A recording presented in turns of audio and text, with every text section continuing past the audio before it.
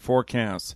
Lots of clouds, showers, and thunderstorms today and tonight. There might be some severe weather, and the high temperature 80 to 85, 65 to 70 tonight. More clouds, more showers and thunderstorms in the mid-80s Tuesday. Then we dry out Wednesday with sunshine, highs in the mid to upper 80s. Don't forget to fill out the KLEK listener survey. You could win $102.50. The survey is on our website at www.klekfm.org. Your life, your music, we're KLEK 102.5 FM. From Future Story News in London, I'm Giles Gibson. People in Zimbabwe are heading to the polls for the first time since former President Robert Mugabe was forced out of power last year. Officials in California say the state's deadliest wildfire is growing, despite thousands of firefighters battling to contain the blaze. And Italy's Deputy Prime Minister Luigi Di Maio says the government won't be pursuing a referendum on leaving the euro currency. It's 9:01. Community Conversations is brought to you by Arkansas Early Learning, offering no-cost childcare in Jonesboro and Northeast Arkansas. Applications at arearlylearning.org. Arkansas Early Learning is a nonprofit organization. KLEK LP Jonesboro, the voice of Arkansas Minority Advocacy Council. It's now time for Community Conversations, a program focusing on the people working to make the Jonesboro community a better place, while offering viewpoints from all sides of the issues. The views expressed in this program are those of the participants and do not necessarily reflect the views of KLEK 102.5 FM, the voice of Arkansas Minority Advocacy Council, or our underwriters or sponsors. Good morning, everyone, and happy Monday to you. I hope that you're having a great start to your day. You're tuned in to Community Conversations on KLEK 102.5 FM. I'm your host, Corvila Jones, and my special guest today is Mr. Kevin Richardson from the Out of the Dark organization. Good morning. Good morning. How are you? All right. So today we're going to be talking a little bit about the Out of the Dark organization.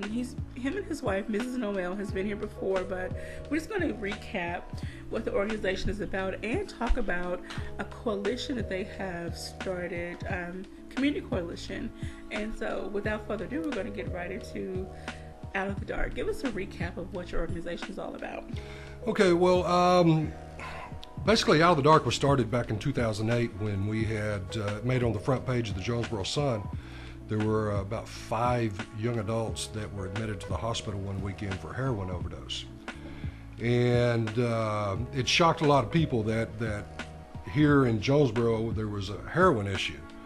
And Skip Mooney Jr., after he read that article, he started asking questions and getting people together, and one thing led to another, and Out of the Dark was born. Okay. And what we do is basically try to educate the youth of Crickett County as well as the adults on the dangers of drug abuse and addiction. We firmly believe that the best shot we have at curbing this drug abuse problem that we have is educating our children. Okay. If we give them the information that they need to make an informed decision, then when somebody approaches them, they will be armed and will be able to make that, hopefully, that right decision.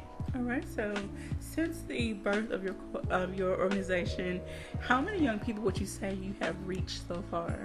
Oh, there's no.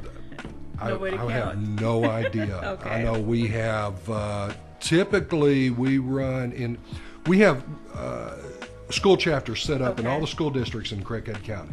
It's kind of like the Beta Club. Okay. But it's a drug-free club.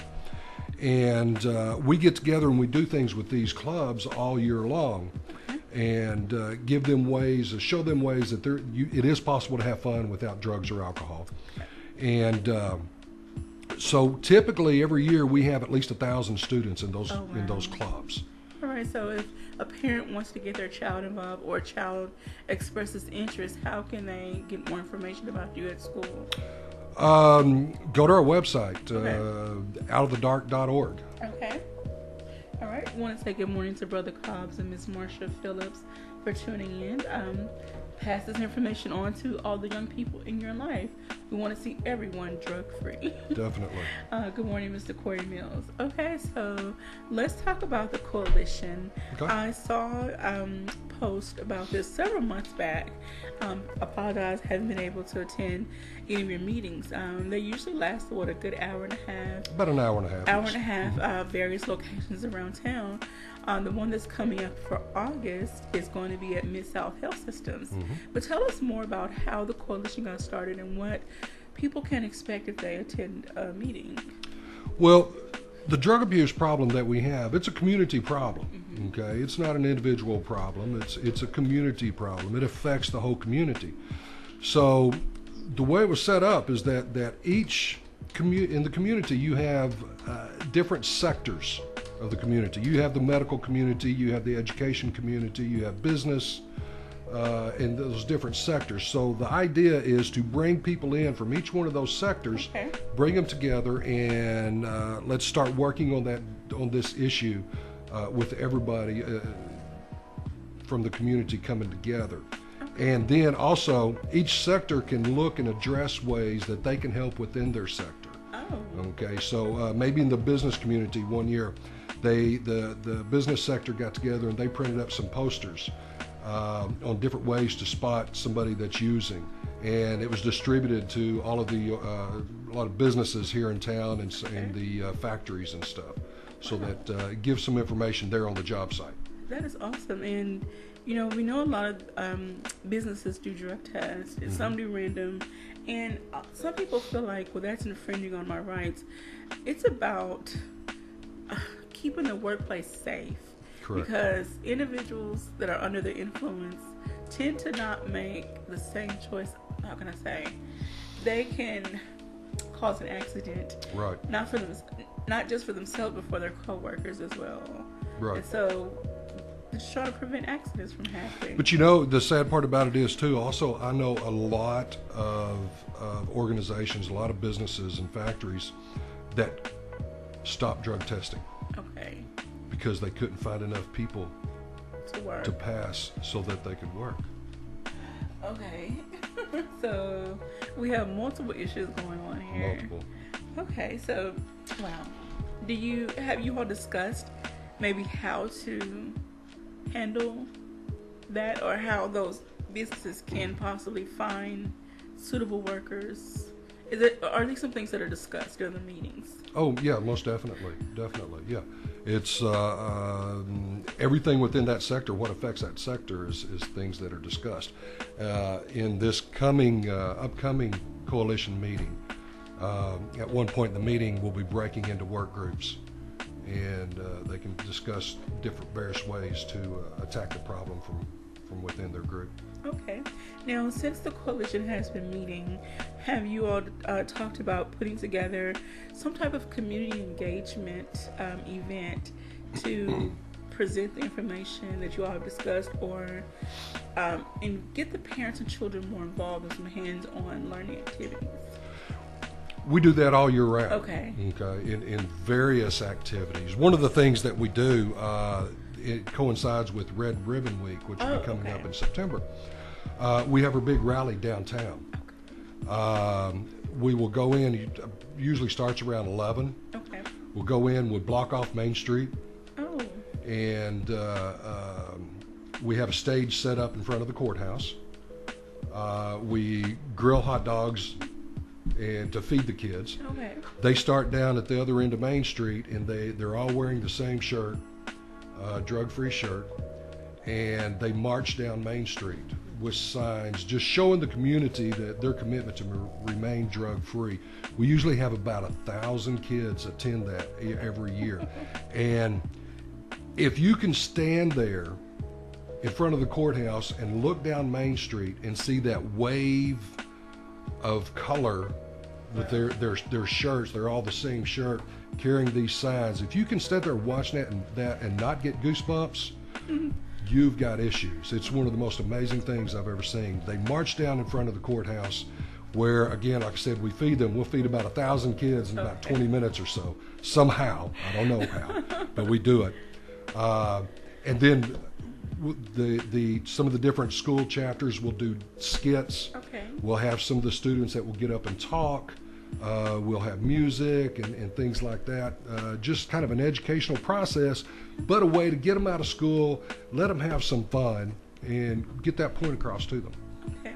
Now, during some of the more closed, private discussions with the teens, have any of them been really open and honest about, say, they were tempted to do drugs, or they once tried it and they realized that was not the life they wanted?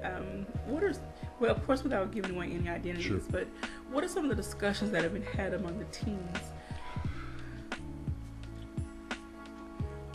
Pretty much everything that you said. Okay. They've been approached. They have a good friend or used to be a good friend that went off and got into drugs. That it came between them and they're no longer friends anymore. Family member who is abusing drugs or battling an addiction. You name it. One of my favorite stories. It's not with a teenager. Okay. It was with a fourth grader. Okay. Fourth grader. A fourth grader. All right. She was going to the elementary club, Out of the Dark club, and she was hearing and learning about drug abuse and addiction. Okay. She kept going home and talking to her parents about what she learned in her Out of the Dark club. Okay. To the point, finally, her mother admitted she had a drug issue and went into rehab. Wow. Okay. Her mother goes into rehab, and that was 4 years ago, and her mother's drug-free today. She addressed her addiction and sought help because her fourth grade daughter testified to her. Wow. And prompted her to get help. And sometimes that's what it takes. Some adults are in situations that they want to get help, but because depending on what the drug of choice is, they've been in it for so long, they don't know how to break free. And sometimes it does take an outsider, I say outsider, say in this case a younger person. Oftentimes we don't allow children to speak up and speak out. Right. We try to shut them down. You don't know what you're talking about, but they have a voice as well. We need to allow them to start using their voice. Most definitely. At some point they're going to be our leaders of our community, and so they need to be educated and informed on various issues. So that's really wonderful that you allow children of that age to be involved. Most definitely. I firmly believe that you can't start too early in the education process. It's kind of like math. Yeah. When you start in elementary school, you're doing 1 + 1 is 2, 2 + 2 is 4, and so on. Every year, they step it up a notch until by the time you become a senior in high school, you're doing algebra and trigonometry and calculus and all this stuff that is just foreign to me. But it's the same way with drug education. You start out in elementary and you teach education on that level, and every year you bump it up a notch till by the time they get to 12th grade, they're well versed. They have that knowledge that they need, and I truly believe that by doing that we can save thousands of lives. I want to ask this question. We were talking off air about our experiences in our younger years. Do you feel that children being sheltered from drugs plays a big role in what their choices on using later down the line in their life, and when they get to the point they can start making some choices? Or do you feel that sheltered as in not given the facts? Yes, sheltered as in keeping them in this bubble, acting like it doesn't exist, and just simply saying don't do it, versus here's the why not to do it, and showing them living examples of what can happen? That's one of the issues that we have faced all along. We've never given them why. You take a toddler and you watch them. They will go over and they see this little trinket or something on the table, and they go for it, and you say, no, don't do that, and they look at you like, what? A few seconds later you look and you catch them again, they're going, no, don't do that, until you catch them out of the corner of their eye, and they're watching you, but they're also reaching for this because they want to do it. Yeah. Now that same toddler, you take them there in the kitchen, the stove's hot, you see them reaching for the stove, and it's like, no, don't, hot, Hot. You gave them the bit of information they need. They know hot. That's going to hurt. Okay. Same way with drugs. You know, if you don't educate them, if you don't give them the information that they need, then they will find out one way or another. They'll find out on their own, and that's not what we want. Okay. So you have to educate, give them the information, and let them make those informed decisions. You have to teach them to be leaders and not followers. All right. And that's one of the things that we do. We have what we call our prevention squad. Okay. That is made up of students from, we're trying to get each school district Okay. in Craighead. Right now we have 13 students. They're our prevention squad. Okay. We take them, we do various things with them. We give them training. They've gone to and presented at a prescription drug abuse summit in Fayetteville. They're making waves across the state with what they're doing. But they go back to their school and take what they have learned and pass it around their school. They have created and produced PSAs Oh wow. that are unbelievable with what they do. You give them the information and you hand it to them and let them run with it. Okay. They know how to reach those other students. Those other students aren't going to listen to some old man like me. They, you know, what I know, but they will listen to their peers. So you have to get them involved. You can't shelter them because it's in your neighborhood. I don't care what you think. You may think that drug abuse does not affect you. I'm telling you, it affects you every day. Yes. In multiple ways, things that you haven't thought about. It is very likely it's in your home. It is definitely in your neighborhood. The neighborhood that your child goes down and plays with their kids, chances are, there's a good possibility that one of the parents in that house is battling a drug abuse problem. I have had people from all walks. I've had pastors whose family was dealing with drug abuse. It's all around. You can't say that, I'll just raise them right and hope for the best. No. If that's what's going to take, then I suggest that instead of saving for a college fund, maybe save for a rehab fund. And sadly, we don't want to think like that. But if we don't become proactive in our parenting and educating our children on young adults, then sadly, that could be an option. I want to ask this question. With the rise in, the ways that anyone can get high, I'm going to say it like that. I can remember visiting my old high school probably about 10 plus years ago, and the principal was checking people's candy because people were finding a way to make suckers, find a way to put some type of substance in suckers so it seems undetectable, but they're getting high. Mm-hmm. And now there are also many other ways that I won't say on air because it's not very pleasant. Right. Children are finding ways to, and even adults are finding ways to get alcohol in their system without drinking it. Mm-hmm. I'm just going to say it that way. Right. So they're finding ways, they're being very creative on how they're getting access to drugs and getting them in their system. So do you have these discussions also mm-hmm. with the students and the parents, how to recognize how drugs can be? Yeah, most definitely we do. We and again, it goes back to that education process.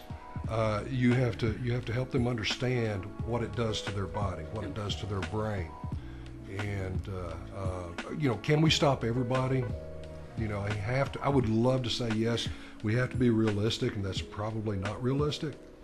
But if we save one, then great, it's been worth it. But yes, and even the thing is, yes, they're being creative, but they're really not even being secretive anymore. Sadly, no. You go, most, okay, maybe I won't say most, but a large number of the teens out there, it's like they have 2 Instagram accounts. They have one that mother and father see, then they have one that their friends see. And the one that their friends see, it's amazing what you see on there. I tasked somebody one time, I said, can you give me some pictures from your friends' Instagram accounts that involve drugs? And within about 5 minutes, next thing I know, my phone started going off, and they had sent me about 15 different pictures of students in school doing drugs, riding down the road, rolling a blunt in the lab. using a speeding ticket in their lap as they're riding. So it's they're not even being secretive. So it's again, but we haven't given them the information that they need. Back in probably one of the most well-known anti-drug campaigns was Nancy Reagan. Okay. When in '82, I believe it was, when a 5th grade student says, "What do I do when somebody offers me drugs?" And she said, she thought for a minute, she just says, "Just say no." And it's like the clouds parted, the angels started singing. It was like that was all of her problems. Everything was solved right there. No. But it failed because it didn't say why. We didn't teach them why you say no. So that's what we have to do today. All right. So I hope that everyone listening has, are making plans to go out. The next meeting is going to be August 7th. Yes, ma'am. And please give us a time and location of that. It's from 11:30 to 1 p.m. and it's at Mid-South Health Systems at 2707 Browns Lane. All right. And so will there be lunch or?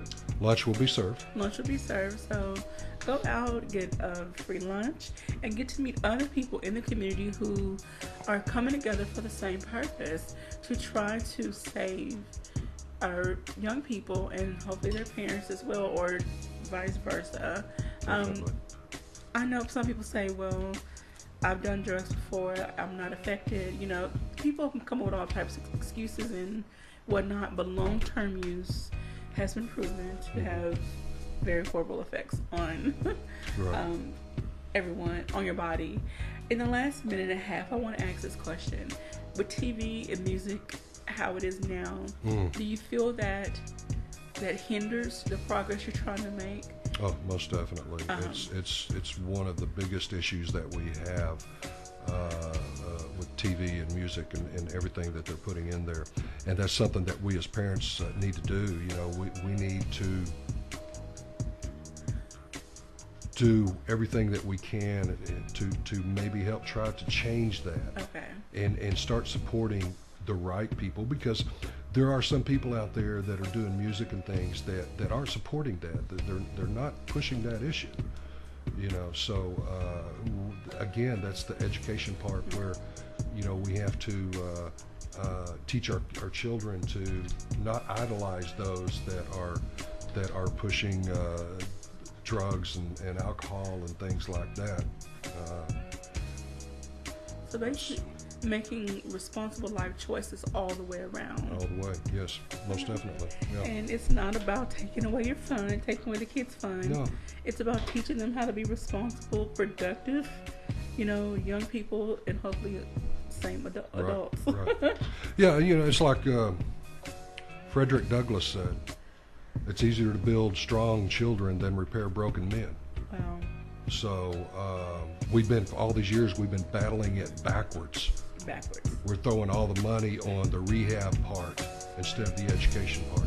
All right, so I hope someone took something away from today's show, and thank you for tuning in. This is Community Conversation on KLEK 102.5 FM.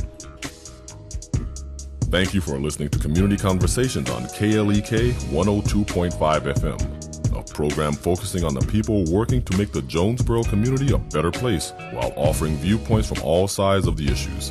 The views expressed in this program are those of the participants and do not necessarily reflect the views of KLEK 102.5 FM, the voice of Arkansas Minority Advocacy Council, or our underwriters or sponsors.